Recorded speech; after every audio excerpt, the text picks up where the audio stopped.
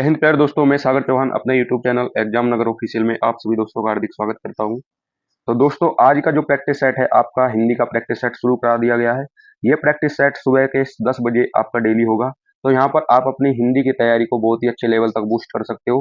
तो ये जो आपका प्रैक्टिस सेट है यूपी पुलिस के प्रीवियस ईयर के आधार पर रखा गया है। तो यहाँ पर आपके जो है शानदार क्वेश्चन रखे गए हैं। तो यहाँ पर आप अपना स्कोर चेक कीजिए कि आप कितने क्वेश्चन यहाँ पर हिंदी में कर पा रहे हैं। ठीक है, जिन टॉपिक में आपकी कमी है वहां पर अपनी कमियों को पूरा कीजिए। ठीक है, कमियों में सुधार कीजिए। तो दोस्तों, आज के सेशन की शुरुआत करते हैं।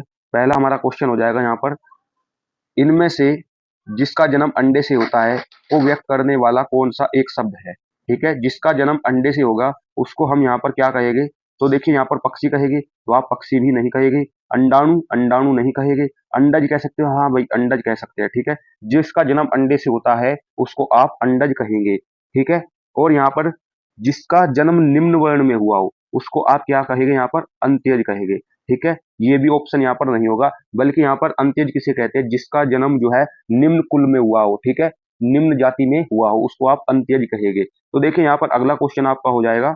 अगला क्वेश्चन देखिए, निम्नलिखित में अमृत का अनेकार्थक शब्द नहीं है। अमृत का अनेकार्थक शब्द नहीं है। स्वर्ण नहीं है, पारा नहीं है, दूध नहीं है, मोती नहीं है। ठीक है, अनेकार्थक शब्द नहीं है। तो देखिए, अनेकार्थक अमृत का बताना है। तो देखिए, अमृत का जो अनेकार्थक शब्द क्या नहीं होगा, मोती नहीं होगा। ठीक है, दूध भी कहते हैं अमृत को, पारा भी अमृत को कहा जाता है और स्वर्ण भी अमृत को कहा जाता है। ठीक है, लेकिन मोती नहीं कहेंगे। मोती इसका अमृत का अनेकार्थक शब्द नहीं होगा। तो दोस्तों, अगला क्वेश्चन देखिए यहाँ पर। अगला क्वेश्चन है आपका, अमृतलाल नागर की उपन्यास, कौन सा उपन्यास है इनका, मानस का हंस। ठीक है, मानस का जो हंस है, अमृतलाल नागर का उपन्यास की कथा वस्तु क्या हो जाएगी।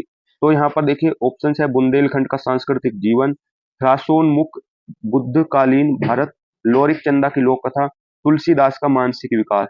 तो ऑप्शन डी यहाँ पर एकदम करेक्ट जवाब हो जाएगा, तुलसीदास का मानक मानसिक विकास। ठीक है, ये मानक हंस की कथा वस्तु है अमृतलाल की। तो यहाँ पर एक बात और नोट रखिए, अमृतलाल की जो उपन्यास है वो है मानस का हंस। ये क्वेश्चन काफी बार एग्जाम में बन चुका है। तो यहाँ पर देखिए अगला क्वेश्चन हो जाएगा आपका। अगला क्वेश्चन है, गंगा मैया जो उपन्यास है इसके लेखक कौन है। गंगा मैया उपन्यास के लेखक हो जाएगा आपके नागार्जुन। नागार्जुन नहीं होगे। भैरव प्रसाद गुप्त हो जाएगा यहाँ पर सही जवाब। ठीक है, राही मासूम रज्जा नहीं होगे, अब्दुल बिस्मिल्लाह भी नहीं होगे। और यहाँ पर देखिए, भैरव प्रसाद गुप्त की बात करें तो देखिए, ये उत्तर प्रदेश से इनका संबंध हो जाएगा। कहाँ से हो जाएगा इनका संबंध, उत्तर प्रदेश से हो जाएगा। अगला क्वेश्चन देखिए मेरे दोस्तों। अगला क्वेश्चन है आपका यहाँ पर, निम्नलिखित वाक्यों में आए हुए खाली खाली स्थान के लिए सही शब्द, आजकल के नौजवानों ने बुजुर्गों की डैश डैश खराब कर रखी है। ठीक है, क्या खराब कर रखी है भाई, मिट्टी खराब कर रखी है, बालू खराब कर रखी है, या सूरत या दिमाग। तो कुछ बच्चे यहाँ पर देखिए सूरत कह देंगे, भाई सूरत खराब कर रखी है। तो सूरत यहाँ पर गलत जवाब हो जाएगा। दिमाग भी नहीं होगा, दिमाग खराब कर रखा है। बालू तो होगा ही नहीं। तो यहाँ पर आप कहेंगे मिट्टी खराब कर रखी है। तो देखिए, मिट्टी खराब करने का मतलब यहाँ पर है कि बुजुर्गों की जो है आजकल के नौजवानों ने दुर्दशा खराब कर रखी है। तो यहाँ पर इसका जो मुहावरे का काम करेगा, तो बुजुर्गों की यहाँ पर देखिए मिट्टी खराब करने का मतलब हो जाएगा दुर्दशा खराब कर रखी है। तो ऑप्शन ए यहाँ पर राइट हो जाएगा। दोस्तों, क्वेश्चन आपको शानदार लग रहे हो तो वीडियो में एक लाइक कर दीजिए, और चैनल पर आप नहीं हो तो चैनल को सब्सक्राइब जरूर कीजिए, जिससे आने वाली प्रैक्टिस सेटों की आपको नोटिफिकेशन जल्दी जल्दी मिलती रहे। तो अगला क्वेश्चन देखिए यहाँ पर दोस्तों। अगला क्वेश्चन आपका हो जाएगा, देखिए अगला क्वेश्चन आपका यहाँ पर क्वेश्चन नंबर छठा देखिए। क्वेश्चन नंबर 6, चैन की बंसी बजाना। चैन की बंसी बजाना मुहावरे का सही अर्थ क्या होगा। चैन की बंसी बजाना, सुख से रहना, धीरे धीरे काम करना, बात पर अड़े रहना, या फिर प्रतीक्षा करना। चैन की बंसी बजाने का अर्थ हो जाएगा यहाँ से, और चैन की बंसी से आप चैन की बंसी बजाकर वही वो तो रहता है, यानी बड़े मजे से सुख के साथ रहता है। तो ऑप्शन है यहाँ पर भाई करेक्ट हो जाएगा। ठीक है, बात समझ पाए हो। तो देखिए यहाँ पर एक क्वेश्चन होता है आपका, देखिए चैन की बंसी बजाना तो हो गया सुख से रहना। ठीक है, और यहाँ पर 9 2 11 होता है भाग जाना, एक मुहावरा ये भी होता है, बहुत बड़ा ही फेमस मुहावरा है। और देखिए अगला क्वेश्चन हो जाएगा आपका यहाँ पर, लोग भूल गए पर साहित्य अकादमी पुरस्कार पाने वाले कवि कौन है। ठीक है, लोग भूल गए ये किसकी रचना हो जाएगी भाई साहब, गिरजा कुमार माथुर, रघुवीर सहाय, कुंवर नारायण, या त्रिलोचन। तो देखिए, ये लोग भूल गए ये किसकी रचना हो जाएगी, या आपकी रघुवीर सहाय की रचना हो जाएगी। ठीक है, रघुवीर सहाय की रचना हो जाएगी। इनको जो है सन 1984 में इनको मिला था साहित्य अकादमी पुरस्कार। साहित्य अकादमी पुरस्कार मिला था 1984 में। ठीक है, और यहाँ पर जो है लोग भूल गए इनकी जो रचना हो जाएगी। अगला क्वेश्चन देखिए यहाँ पर दोस्तों, अगला क्वेश्चन आपका हो जाएगा क्वेश्चन नंबर 8। इनमें से उसी समय का को व्यक्त करने वाला एक शब्द, ठीक है, उसी समय का को व्यक्त करने वाला एक शब्द है, क्या उसको तत्सम कहेंगे? नहीं भैया। तुरंत कहेंगे? नहीं कहेंगे भाई। तत्कालीन, तत्कालीन कहेंगे या तत्काल कहेंगे? तो देखिए यहाँ पर इनमें से उसी समय का को व्यक्त करने के लिए आप क्या कहेंगे? तो इसमें कह सकते हो तत्काल, तो भाई बिल्कुल तुरंत होता है, और उसी समय का बात करेंगे यानी तत्कालीन। तो ऑप्शन सी यहाँ पर करेक्ट हो जाएगा, ऑप्शन डी भी यहाँ पर नहीं होगा। ठीक है, तो ऑप्शन जो है आपका यहाँ पर हो जाएगा सी करेक्ट। अब एक जो है एक क्वेश्चन और आता है, जीतने की इच्छा। ठीक है, जीतने की इच्छा को आप क्या कहेंगे? देखिए, जीतने की इच्छा, जीतने की इच्छा जो है इसको क्या कहेंगे? इसको कहते हैं भाई, जीतने की इच्छा को जिगीसा कहते हैं। ठीक है, क्या कहते हैं? जिगीसा कहते हैं। जीतने की इच्छा को आप कहेंगे यहाँ पर जिगीसा। ठीक है, जो दमन योग्य हो उसको दमनीय भी कहते हैं, ये बात जरूर ध्यान रखिए। ये काफी बार एग्जाम में बन चुके क्वेश्चन है वो। अगला क्वेश्चन है, देखिए, कृत प्रत्यय के संयोग से, कृत प्रत्यय के संयोग से बनने वाली, कृत प्रत्यय के संयोग से बनने वाली क्रिया को क्या कहेंगे आप? ठीक है, जो कृत प्रत्यय के संयोग से बनती है कृत प्रत्यय के संयोग से बनने वाली क्रिया को क्या कहते हैं? सकर्मक कहेंगे, पूर्वकालिक, कृदंत या नाम धातु। देखिए, जब कृत प्रत्यय के संयोग से बनती है जो क्रिया उसको कहते हैं आप कृदंत क्रिया। ठीक है, कृदंत क्रिया कहेंगे आप उसको, कृदंत क्रिया कहेंगे आप, कृदंत क्रिया। ठीक है, जो कृत प्रत्ययों के संयोग से बनती है। तो ऑप्शन सी यहाँ पर करेक्ट जवाब हो जाएगा। अगला क्वेश्चन देखिए जी, अगला क्वेश्चन है भाई, श्री कृष्ण के सुन वचन अर्जुन क्रोध से जलने लगे, सब शोक अपना भूल कर करतल युगल मलने लगे, संसार देखे अब हमारे शत्रु रण में मृत पड़े, करते हुए यह घोषणा वे हो गए उठकर खड़े। प्रस्तुत पंक्तियों में कौन सा रस हो जाएगा यहाँ पर? तो यहाँ पर देखिए कौन सा रस हो जाएगा, क्या रौद्र रस हो जाएगा या भयानक रस हो जाएगा? तो भयानक वाली तो ऐसी कुछ बात ही नहीं है यहाँ पर, और ना ही वीरता की कुछ बात हो रही है, और विभत्स यानी कुछ घृणित कार्य भी नहीं हो रहा है यहाँ पर। ठीक है, तो यहाँ पर जो है क्रोध की बात हो रही है, यानी जो अर्जुन क्रोध से जलने लगे, भाई कृष्ण की जो बातें सुन सुनकर जो है अर्जुन जज क्रोध से जलने लगे, तो रौद्र रस यहाँ पर हो जाएगा, ऑप्शन ए करेक्ट जवाब होगा। अगला क्वेश्चन देखिए मेरे भाई, निम्नलिखित में कौन सा विकल्प विराम भेद और उसके चिन्ह को सुमेलित नहीं करता है? कौन सा ऐसा चिन्ह है जो विराम विराम का जो चिन्ह है उसको सुमेलित नहीं करता? देखिए, पूर्ण विराम का चिन्ह सही है, अल्प विराम, अल्प विराम क्या ऐसे ही लगता है? अल्प विराम ऐसे ही लगता है भाई, अल्प विराम ऐसा ही लगता है। ठीक है, अल्प विराम ऐसा होता है, देखिए ऐसा। ठीक है, योजक चिन्ह कोमा बोलते हैं जिसको आप, योजक चिन्ह, योजक चिन्ह का यहाँ पर ऐसे नहीं होता है भाई, योजक चिन्ह, योजक चिन्ह का जो चिन्ह होता है आपका इस तरीके से होता है, देखिए इस तरीके से, माइनस की तरह। उद्धरण चिन्ह का यहाँ पर चिन्ह सही है। तो देखिए यहाँ पर क्वेश्चन में पूछा था सुमेलित नहीं करता है, तो सुमेलित कौन सा नहीं करता? ऑप्शन सी नहीं करता है। तो सी जो है यहाँ पर राइट आंसर हो जाएगा। सी को कर दीजिए आप लोग। ठीक है, सी को लॉक कीजिए, सी एकदम राइट जवाब होगा। अगला क्वेश्चन देखिए मेरे भाई, अगला क्वेश्चन आपका हो जाएगा यहाँ पर, अगला क्वेश्चन है जी, निम्नलिखित वाक्यों में आए खाली स्थान के लिए सही शब्द चुनिए। ठीक है, खाली स्थान के लिए सही शब्द चुनिए। जिसने गुलाबी कमीज पहनी है नाम श्याम है, जिसने गुलाबी कमीज पहनी है, यहाँ पर देखिए यहाँ पर होगा खालिस्तान, ये है के आगे लगाइए खालिस्तान, उसका नाम श्याम है। तो यहाँ पर देखिए उसका नाम श्याम है। देखिए ऐसे क्वेश्चन आपके एग्जाम में बन चुके हैं मेरे भाई, ऐसे क्वेश्चन आपके एग्जाम में भी बनेंगे।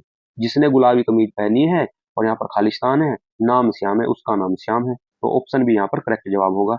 ऐसे ऐसे क्वेश्चन भाई साहब ये बन चुके हैं एग्जाम में। ठीक है, ये आपका प्रीवियस ईयर करा रहा हूँ मैं। तो देखिए प्रीवियस ईयर में ऐसे क्वेश्चन आपके बने थे। अब देखिए यहाँ पर क्वेश्चन, चाबुक निबंध संग्रह के रचनाकार कौन है? जो आपका चाबुक निबंध संग्रह है ये किसका निबंध संग्रह है? तो आप कहेंगे सर जी ये है सूर्यकांत त्रिपाठी निराला का निबंध संग्रह है। ठीक है, सूर्यकांत त्रिपाठी का जो है ये हो जाएगा निबंध संग्रह। और ये सूर्यकांत त्रिपाठी जो निराला है, इनका जन्म की बात करें तो इनका जन्म हुआ था वेस्ट बंगाल में। ठीक है, यानी पश्चिम बंगाल में, पश्चिम बंगाल में हुआ था 1896 में, 1896 में इनका जन्म हो गया था। और ठीक है, सूर्यकांत त्रिपाठी निराला की एक बहुत ही फेमस रचना है जो काफी बार एग्जाम में बन चुकी है, जूही की कली। ठीक है, जूही की कली, जूही की कली किसकी रचना है? ये काफी बार एग्जाम में पूछी जा चुकी है मेरे भाई। ठीक है, जूही की कली किसकी रचना है? अगला क्वेश्चन देखिए यहाँ पर, भोर विहान निशांत निम्नलिखित में से किसके पर्यायवाची शब्द है? भोर विहान निशांत, देखिए निशांत, विहान और भोर। भोर का तो आपको पता है किसका पर्यायवाची होता है भाई? ये सुबह को कहते हैं, मॉर्निंग को, ठीक है। भोर ये होता है, प्रभात भी बोलते हैं इसको, ठीक है। तो यहाँ पर ये विहान, विहान किसको बोलते हैं? विशान, सवेरा, प्रातःकाल, ये सभी प्रभात यानी सवेरे के पर्यायवाची हो जाएंगे, सुबह का जो समय होता है। तो ऑप्शन भी यहाँ पर करेक्ट हो जाएगा। दिन आप नहीं बोलोगे, शाम का समय भी नहीं बोलोगे और संध्या तो बोलोगे ही नहीं, तो ऑप्शन भी यहाँ पर एकदम सही जवाब हो जाएगा। अगला क्वेश्चन देखिए मेरे भाई, अगला क्वेश्चन है तुलसीकृत। तुलसीकृत शब्द का समास विग्रह करने पर करण कारक की कौन सी विभक्ति मिलती है? ठीक है, तुलसीकृत शब्द जो है आपका समास विग्रह करेंगे तो कौन सी विभक्ति मिलेगी करण कारक की? तो तुलसी के द्वारा, तुलसीकृत का मतलब क्या हो गया यहाँ पर? तुलसी के द्वारा, तुलसी के द्वारा, के द्वारा, तुलसी के द्वारा, ठीक है। तो यहाँ पर के द्वारा जो है विभक्ति हो रही है, तो यहाँ पर ऑप्शन ए करेक्ट हो जाएगा, ठीक है। करण कारक आपकी विभक्ति हो जाएगी, तो यहाँ पर ऑप्शन ए राइट होगा। अगला क्वेश्चन देखिए यहाँ पर, अगला क्वेश्चन है निम्नलिखित में से कौन सा विकल्प वाक्यांश और उनके लिए एक शब्द की सही जोड़ी नहीं है?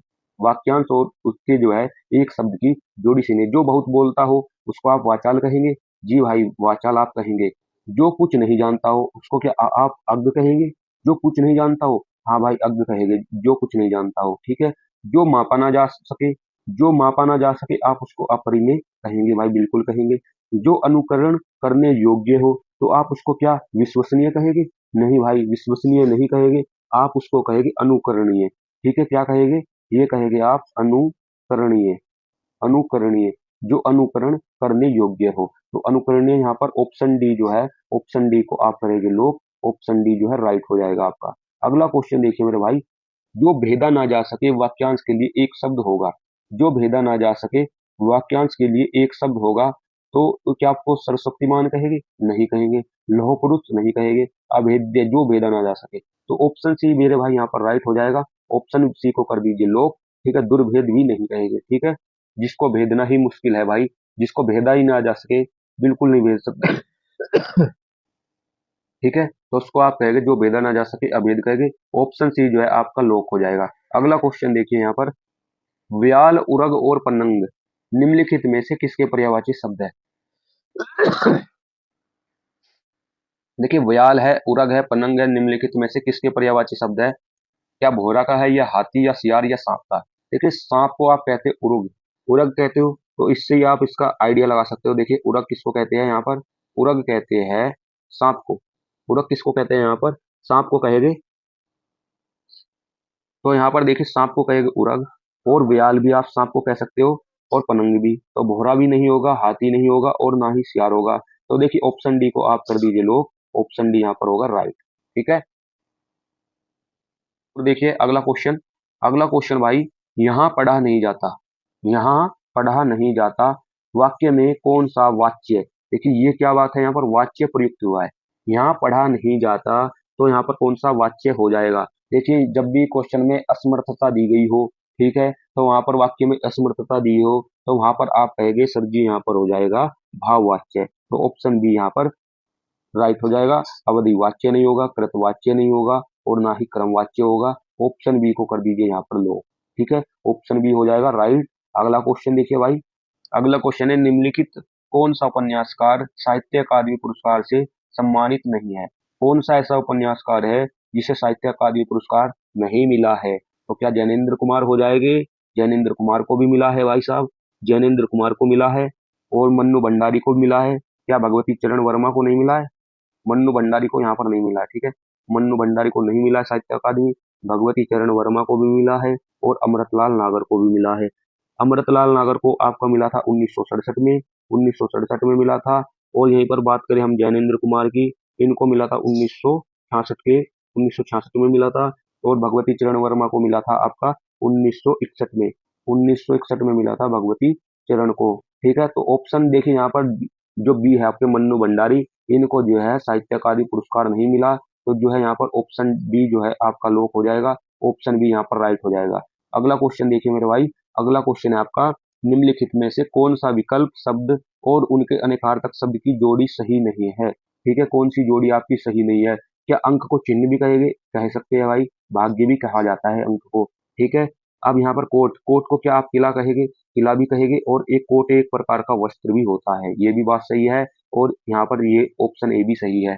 तो देखिए बलि, बलि किसको कहते हैं, क्या उपहार को कहेंगे, उपहार को भी आप बलि कह सकते हो, और कर को भी आप बलि कह सकते हो, ठीक है।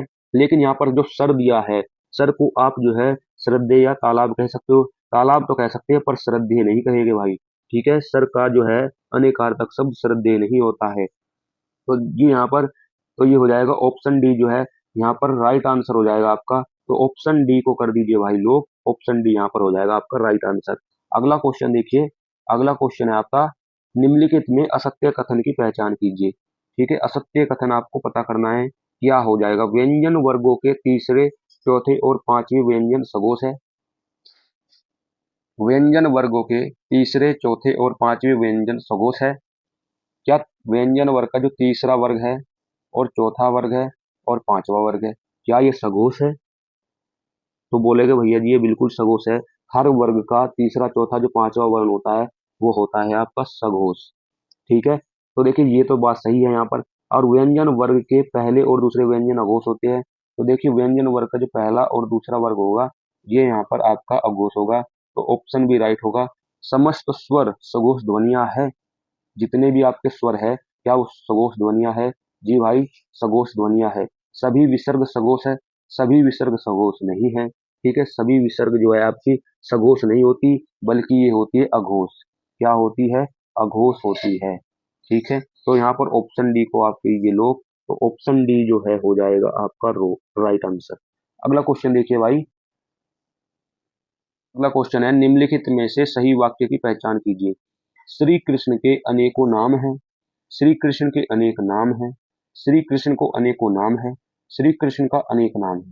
तो देखिए यहाँ पर श्री कृष्ण के अनेकों नाम है, ये भी बात यहाँ पर सही नहीं है। क्यों सही नहीं है? क्योंकि श्री कृष्ण का अनेकों नहीं लगेगा यहाँ पर, क्योंकि एक वचन है, तो ये यहाँ पर अनेकों नहीं होगा, इसका बहुवचन अनेक ही होता है, ठीक है। श्री कृष्ण के अनेक नाम है, तो ये बात यहाँ पर बिल्कुल सही है। श्री कृष्ण के अनेक नाम है, श्री कृष्ण को अनेकों नाम है, ये भी बात असत्य है यहाँ पर, शुद्ध नहीं है ये। श्री कृष्ण का अनेक नाम है, अनेक नाम नहीं होता भाई। तो ऑप्शन बी को मेरे भाई यहाँ पर कर दीजिए लोग। ऑप्शन बी जो है यहाँ पर हो जाएगा राइट आंसर। ऑप्शन बी यहाँ पर हो जाएगा राइट आंसर। अगला क्वेश्चन देखिए यहाँ पर, अगला क्वेश्चन है आपका, क्रिया का मूल रूप क्या है?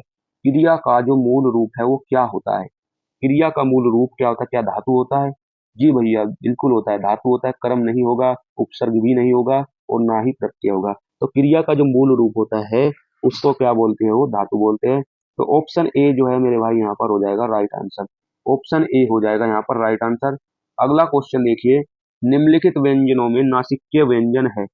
निम्नलिखित व्यंजनों में से नासिक्य व्यंजन है, तो नासिक्य व्यंजन कौन से होते हैं? हर वर्ग के जो पांचवा पांचवा वर्ग है उसके जो व्यंजन होते हैं वो होते हैं नासिक्य व्यंजन। तो नासिक्य व्यंजन कौन सा हो जाएगा आपका? ना, चा, देखिए यहाँ पर ना तो ये हो जाएगा चा, और ना डा, और ना सा। तो यहाँ पर हो जाएगा ऑप्शन ए करेक्ट जवाब। तो ए को कर दीजिए लोग, ए पर, ए होगा यहाँ पर राइट आंसर, ठीक है। ऑप्शन ए होगा यहाँ पर राइट आंसर। तो देखिए जो आपके अन्य नासिक्य व्यंजन हो गए, नासिक्य व्यंजन कौन कौन से होते हैं देखिए। आप बात करेंगे माँ, माँ की बात करें, और ना, और फिर हो जाएगा आपका अणे, और अय, और अंग, अंग, ठीक है, अंग। इस तरीके से ये आपके जो है नासिक के व्यंजन हो जाएंगे। तो यहाँ पर ऑप्शन ए जो है आपका राइट जवाब हो जाएगा। अगला क्वेश्चन देखिए, अगला क्वेश्चन है आपका, राजेश जोशी को साहित्य अकादमी पुरस्कार किस रचना पर प्राप्त हुआ? जो राजेश जोशी है उनको साहित्य अकादमी पुरस्कार किस रचना पर प्राप्त हुआ? तो देखिए यहाँ पर इनको प्राप्त हुआ था दो पंक्तियों के बीच। दो पंक्तियों के बीच इनको जो है सन 2002 में साहित्य अकादमी प्राप्त हुआ था। दो पंक्तियों के बीच, ठीक है। इनकी जो अन्य रचनाएं हो जाएगी देखिए, एक इनकी रचनाएं हो जाएगी यहाँ पर राजेश जोशी की, क्या हो जाएगी देखिए।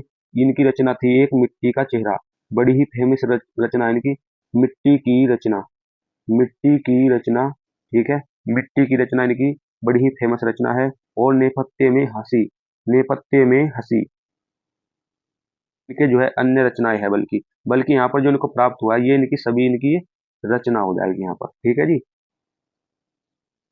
ये इनकी सभी रचना हो जाएगी, बल्कि ये जो जितने भी है ये इनके क्या है यहाँ पर ये हो जाएगी काव्य संग्रह। ठीक है, ये काव्य संग्रह हो जाएगी। और यहाँ पर ये जो दो पंक्तियों के बीच है ये हो जाएगी इनकी कविता। क्या हो जाएगी? कविता हो जाएगी। तो देखिए यहाँ पर ऑप्शन जो है आपका ए राइट हो जाएगा। ऑप्शन ए एकदम राइट जवाब हो जाएगा। अगला क्वेश्चन देखिए मेरे भाई। अगला क्वेश्चन है आपका, सुरेंद्र वर्मा को साहित्य अकादमी पुरस्कार किस वर्ष प्रदान किया गया? ठीक है, सुरेंद्र वर्मा को साहित्य अकादमी पुरस्कार 1996 में प्राप्त हुआ था। ठीक है, और किसके लिए प्राप्त हुआ था? मुझे चांद चाहिए, मुझे चांद चाहिए, मुझे चांद चाहिए उपन्यास पर इनको साहित्य अकादमी प्राप्त हुआ था। मुझे चांद चाहिए, मुझे चांद चाहिए उपन्यास के लिए इन्हें साहित्य अकादमी पुरस्कार मिला था। ठीक है जी, तो यहाँ पर ऑप्शन जो बी हो जाएगा वो राइट आंसर हो जाएगा। ऑप्शन बी को कर दीजिए लोग लोग और आगे बढ़ते जाइए, आगे बढ़ते जाइए। निम्नलिखित में से सही वाक्य की पहचान कीजिए। वे धीमी स्वर बोला, वे धीमी स्वर बोला। सही वाक्य की आपको पहचान करनी है। तो वे धीमी स्वर बोला, तो ये बात गलत हो जाएगी। वह धीमे स्वर से बोला। ठीक है, वह धीमे स्वर में बोला, वह धीमे स्वर में बोला। तो ये भी यहाँ पर बात नहीं बन रही है। वह धीमे स्वर में बोला, वह धीमे स्वर में बोला, वह धीमे स्वर में बोले और वह धीमे स्वर में बोला। ऑप्शन सी यहाँ पर राइट हो जाएगा। यहाँ पर बोले नहीं होगा तो बोला होता सही हो जाएगा। वे धीमे स्वर में बोला, तो वे नहीं होगा, यहाँ पर वह हो जाएगा। ठीक है, वह धीमे स्वर में बोला। तो ऑप्शन सी जो है यहाँ पर राइट आंसर हो जाएगा। ऑप्शन सी जो है एकदम राइट जवाब हो जाएगा मेरे भाई। तो ऑप्शन सी को कर दीजिए लोग। ऑप्शन सी होगा यहाँ पर राइट आंसर। अगला क्वेश्चन देखिए, मोक्ष प्राप्त शब्द का समास विग्रह करने पर तो प्राप्त विभक्ति जो है कौन सी मिलती है? ठीक है, समास विग्रह करेंगे मोक्ष का, मोक्ष प्राप्त। तो यहाँ पर जो है कौन सी विभक्ति मिलेगी? मोक्ष प्राप्त का हो जाएगा मोक्ष प्राप्त, मोक्ष को प्राप्त। ठीक है, ये क्या हो जाएगा यहाँ पर देखिए, ये हो जाएगा आपका मोक्ष को प्राप्त। मोक्ष प्राप्त का जब समास विग्रह करेंगे तो हो जाएगा मोक्ष, मोक्ष को प्राप्त, मोक्ष को प्राप्त। देखिए मोक्ष प्राप्त का मोक्ष को प्राप्त, तो यहाँ पर समास विग्रह क्या हो रहा है? तो को आ रहा है। तो यहाँ पर देखिए ऑप्शन डी राइट जवाब हो जाएगा। ऑप्शन डी जो है एकदम राइट जवाब होगा। अगला क्वेश्चन देखिए यहाँ पर। अगला क्वेश्चन है, सांप छछूंदर की गति होना। ठीक है, सांप छछूंदर की गति होना मुहावरे का सही अर्थ है। क्या पछताना होगा, या असमंजस में पड़ना, या घबरा जाना, या होश उड़ जाना? इस क्वेश्चन का सभी दोस्तों को आंसर करना है कमेंट बॉक्स में। ठीक है जी, कमेंट बॉक्स में इस क्वेश्चन का आंसर करना है। देखता हूँ कितने दोस्त जो है मेरे भाई बहन इस क्वेश्चन का सही आंसर कर पाएंगे। और दोस्तों अगले प्रैक्टिस सेट के लिए रहिए तैयार। आपके प्रीवियस ईयर के प्रैक्टिस सेट कराए जा रहे हैं, जिससे आपको ज्ञान हो सके कि पिछले सालों में आखिर क्वेश्चन कैसे बने थे। तो दोस्तों मिलते हैं हम नेक्स्ट प्रैक्टिस सेट में। धन्यवाद।